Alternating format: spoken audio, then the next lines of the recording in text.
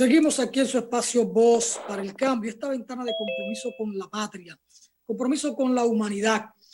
Estamos viviendo temas de carácter internacionales. Teníamos de invitado a don Tito Olivo, pero le falló el internet. Tito Olivo es un asiduo colaborador nuestro, un analista de política internacional, que siempre lo tenemos ahí para ver lo que pasa en el mundo. Lo propio con José Ismael Román. Llamé a José Ismael Román, pero no lo localicé. La fiesta de Navidad tiene a mucha gente que no se permite en el contacto, ¿verdad? Pero bueno, son de las cosas. Hay un hecho que voy a conversar con don Roberto Payano, el de Julián Assange, aquel ciudadano del mundo, creo que de origen australiano, que cofundador de Wikileaks, aquella agencia de prensa o aquella institución que publicó una cantidad enorme de documentos desclasificados de la CIA que permitieron al mundo enterarse de muchas barbaridades de los Estados Unidos. Porque hay cosas increíbles. Estados Unidos comete tropelías por todas partes del mundo y todo eso está documentado. Lo único que ellos lo conservan, esos documentos los guardan y a partir de los 10 años empiezan a desclasificar. Es decir, empiezan a abrir esos archivos para que el mundo se entere de que ellos son unos trogloditas. A veces la gente como que se pone bruta porque ellos tienen los tanques pensantes del mundo, según ellos, ¿no? Y de verdad que lo tienen. Sus universidades están rankeadas como las primeras del mundo. Entonces, desclasifican los documentos después de 10 años y lo hacen público. Permiten que el público tenga acceso a ellos y que el público conozca sus barbaridades. Julián Assange no se robó documentos. De esos documentos desclasificados, él empezó a publicarlos. Y ya por eso lo quieren condenar. Pero bien, ha sufrido un largo calvario de prisión, de asilo. Estuvo asilado muchos años en la Embajada de Ecuador en Inglaterra y recibió el respaldo del gobierno de Correa, de Rafael Correa, pero después que Rafael Correa salió del poder y que vino su vicepresidente, Lenín Moreno, el tipo traicionó aquellos principios, aquellos ideales, aquellos compromisos, aquel proyecto societario, y entonces le retiró la condición de asilo o de asilado a Julián Assange. Entonces permitió que la policía en Inglaterra penetrara a su sede y lo hicieran preso. Pedido en extradición por Estados Unidos, pero ahora una jueza en Inglaterra denegó el asilo, la extradición, y dice que en su dictamen que si lo extraditan le puede ocasionar daños mentales y físicos a Julián Assange. Entonces negó la extradición.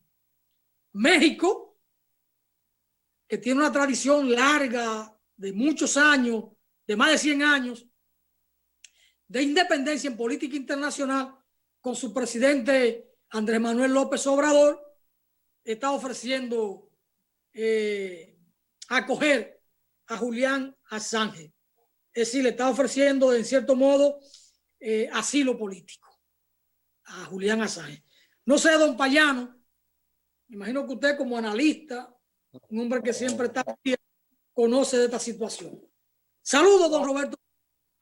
No llega a la condición de analista, hermano. No de títulos muy altos que después vienen los leones. No, pero sí quiero aportar a su análisis, Alfonso, nuestra esperanza de que el presidente AMLO, presidente de México, López Obrador, pueda ser escuchado por estos europeos que a veces les cuesta mucho contradecir a Estados Unidos también, pero que ahora han tenido una posición un poco humanitaria de negarle la extradición de Julián Assange a Estados Unidos.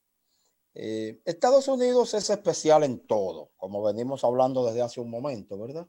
Estados Unidos recibió allá algunos terroristas confesos y grabados, filmados, venezolanos, que, por ejemplo, atentaron, se robaron un tanque de guerra en un cuartel, un helicóptero, y atentaron contra el Tribunal Electoral en Caracas.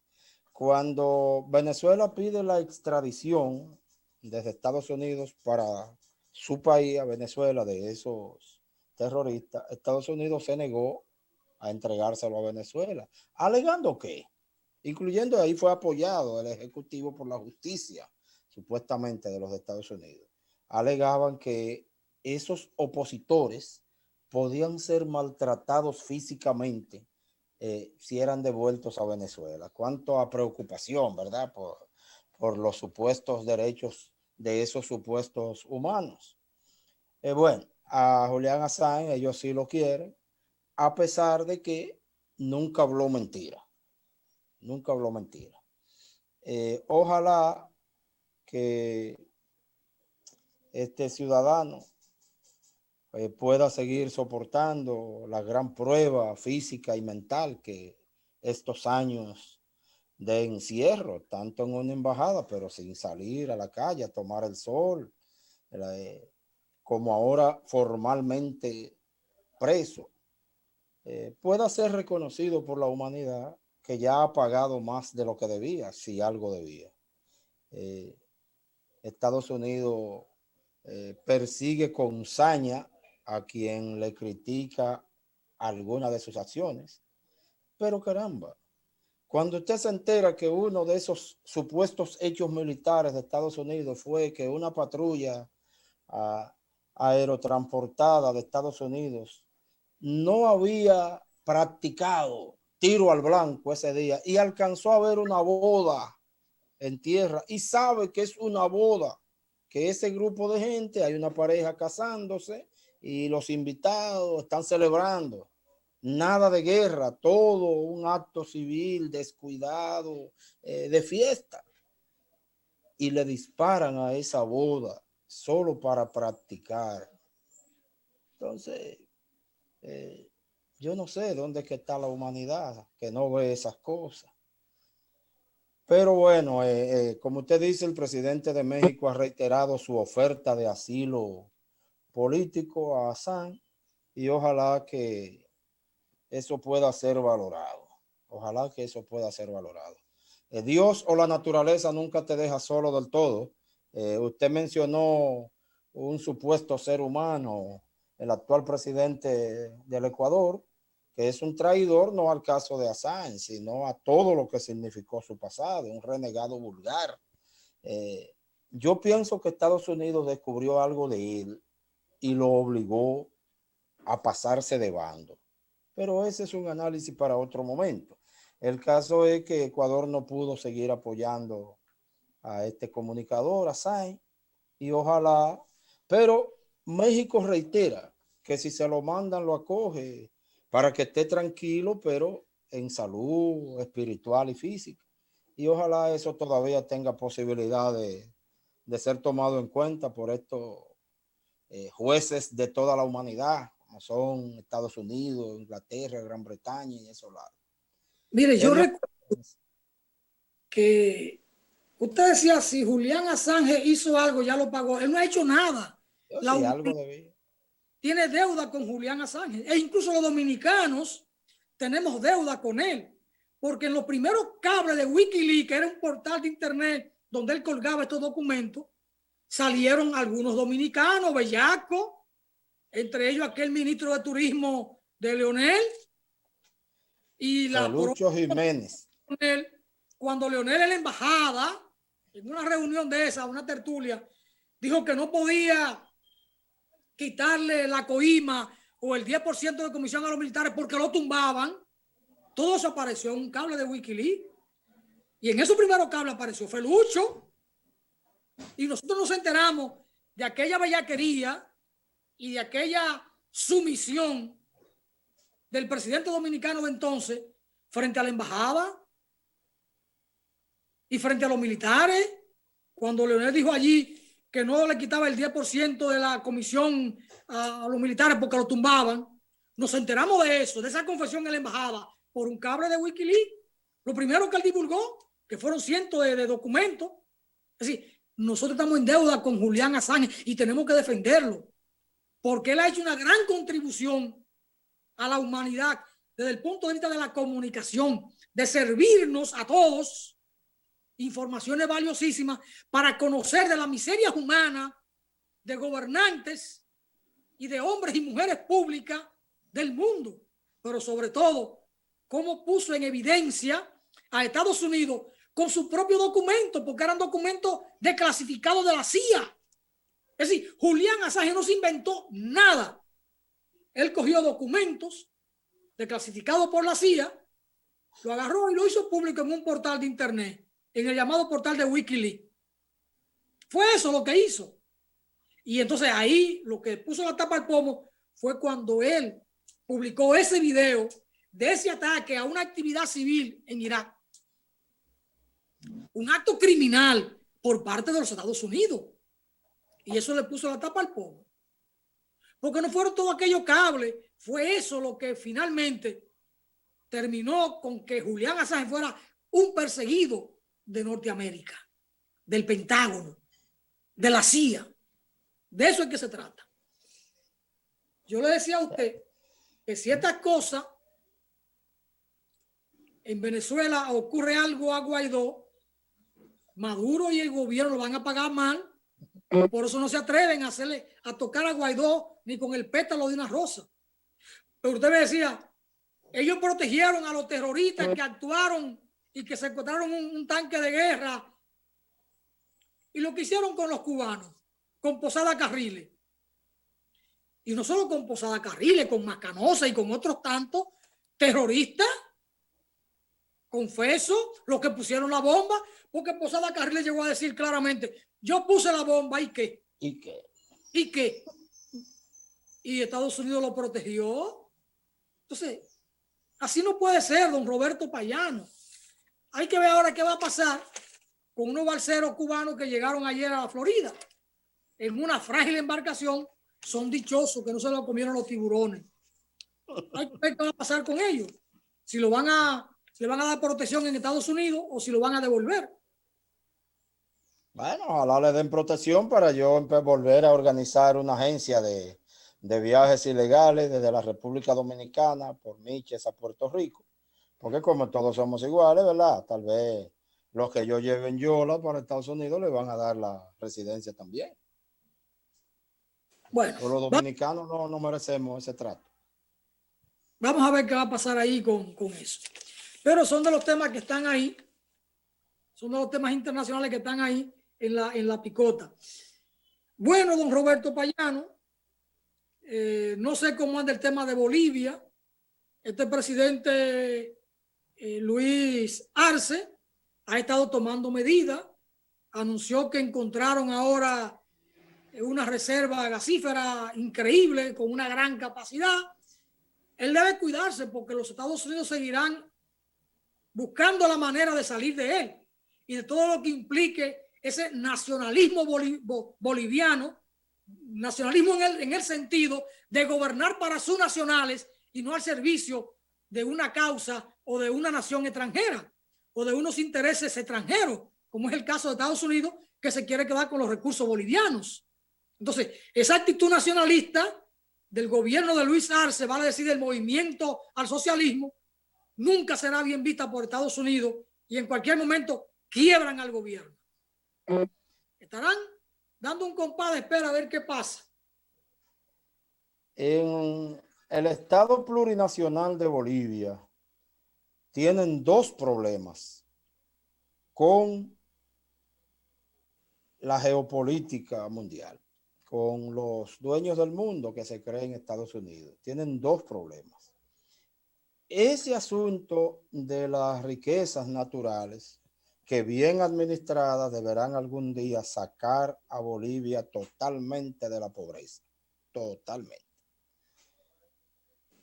Y otro problema por el que tiene que, y Estados Unidos y sus grandes multinacionales quisieran ser ellos los dueños de ese gas, de ese oro, de cualquier tipo de metales preciosos que aparezcan ahí, como en los otros países, ¿verdad?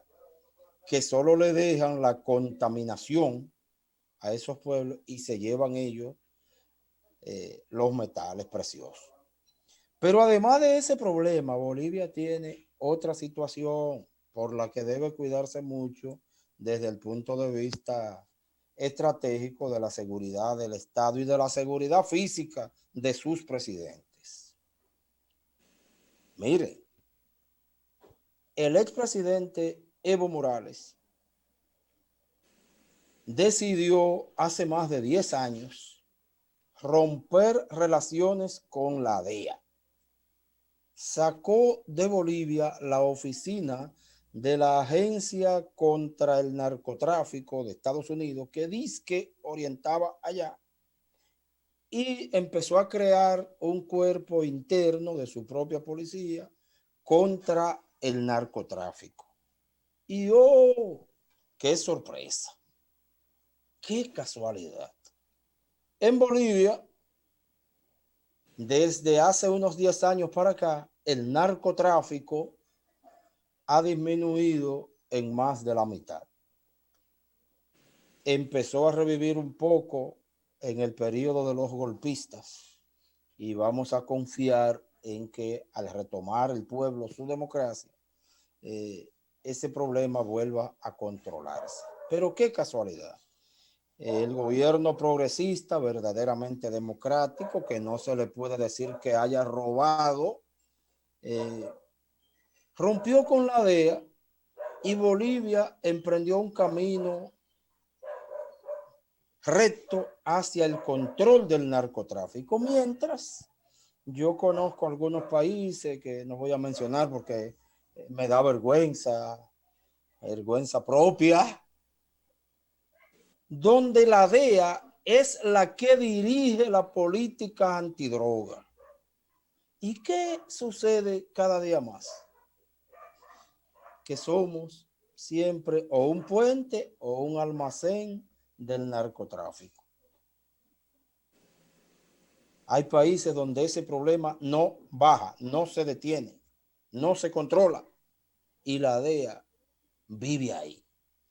En Bolivia se sacó la DEA, la sacó Evo Morales y empezó a controlarse el problema del tráfico de sustancias ilegales. ¿Cómo le cae? Yo no sé leer muy bien, pero interpreto que usted me quiere dejar dicho que la DEA es parte del negocio. No, espérese. Descuido. Es decir, me está diciendo que Estados Unidos es el principal mercado del consumo de narcotraficantes.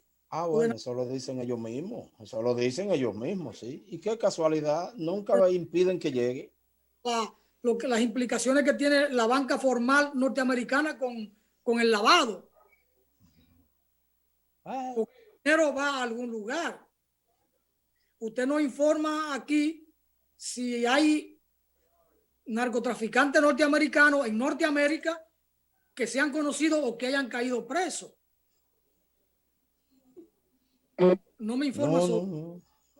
No, yo nunca he oído un John Smith preso en Estados Unidos por droga. Ellos quieren venir aquí a buscarlo de aquí. Y por cierto, cuando usted se lo entrega, nunca más saben los otros países lo que esos convictos hablan allá.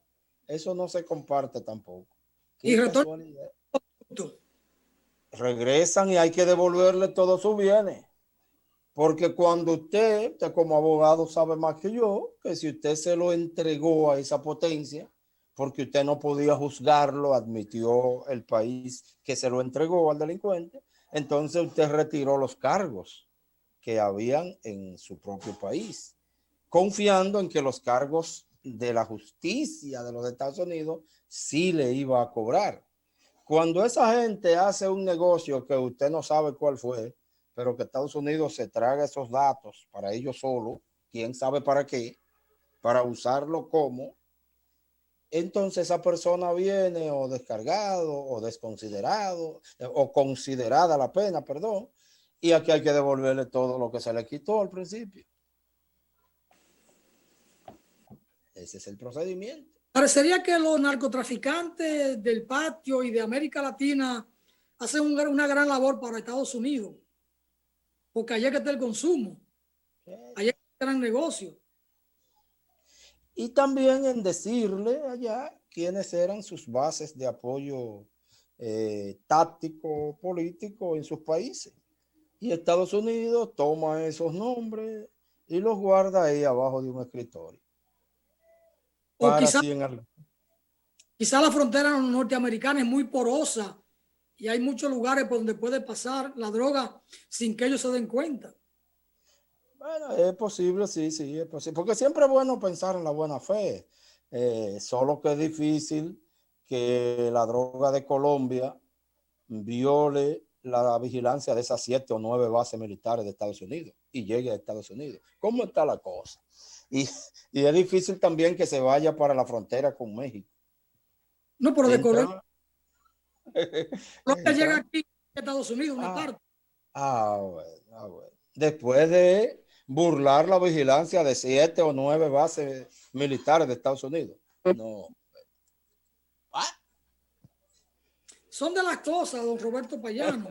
Esas cosas que uno no tiene la explicación del lugar, ¿no? Es mejor no tenerla. No es así. Es mejor no tenerla. Vamos a dejar el tema ahí, don Roberto Payano, ¿verdad? Para que usted no se complique. Usted tiene que ir a Estados Unidos ahora en abril. Para que no se complique, aunque ya Trump no va a estar. Pero en esa materia, en ese tipo de políticas, son políticas generales, ¿no? Joe Biden, Obama, Bill Clinton, Trump, Bush, son la misma cosa. Son la misma cosa. Eso me dijo Narciso a mí, que no hay diferencia. Y eso también nos dijo Fidel. Y yo, como negro era, creo en Fidel hasta cuando se equivoca. Yo, bueno, pero son de las cosas. Bueno, lamentando que don Tito Olivo no pudo conectarse con nosotros, el internet le falló, pero son de las cosas de este mundo en que estamos viviendo, que dependemos de un hilo invisible, de un cable invisible. ¿Ah? Uno no se da por todo el cable porque es invisible. Sí.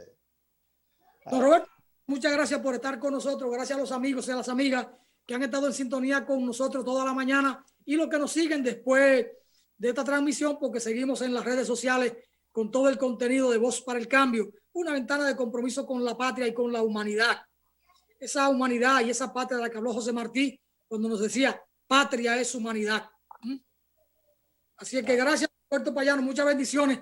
Primera entrega del año. Esperamos que este 2021 sea menos malo que el 2020, aunque el 2020 nos dejó muchas enseñanzas, porque en la vida no hay nada tan malo que no tenga algo bueno y no hay nada tan bueno que no tenga algo malo. Son de las cosas. Hay que buscar ese punto de equilibrio en esta vida de Dios.